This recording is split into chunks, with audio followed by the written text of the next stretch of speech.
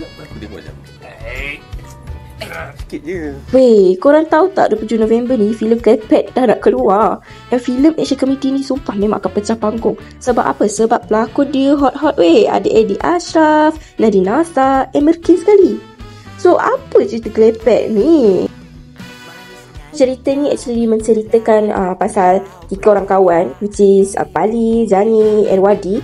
Di mana Eddie, Nadine and Emerkin sumpah masuk air gila weh. Dan lagi si Nadine tu, sebab apa? Sebab dia memang bawa watak diri dia yang sebenar.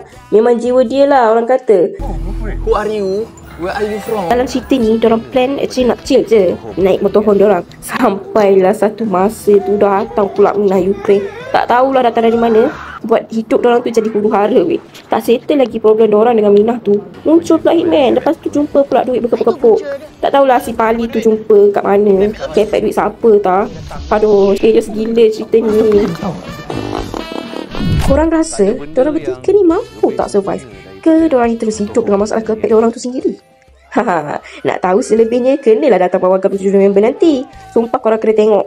Trailer pun dah lawak. Kalau full movie nanti, aku tak tahulah weh macam mana. Lagi-lagi cerita ni gabungan dengan 3 pelakon hot sekarang dengan pelakon otai, Joey Daud and Adlin Aman Ramli weh. Lepas tu ada lagi Eric Fuzi and Ariel Zafrul sendiri selaku producer cerita ni pun ada sekali dalam cerita ni. Yang bestnya, pengarah cerita ni Indra Putra atau dikenali sebagai Sanji. Dia buat style komedi tu lain macam sikit lah. Dia ada mix elemen comical and animation. Since dia collab dengan komik under 18. Mesti korang dah tahu kan. Ini adalah filem Malaysia yang fresh bagi aku. And tak macam filem aksi komedi yang biasanya kita tengok. Ramai tu aku tak tahu. Tapi pelacur baru ni bagus. Pasal bos kata modal besar untuk berniaga. Pelabur! Tukar pelacur! Pelabur! So, tunggu apa lagi?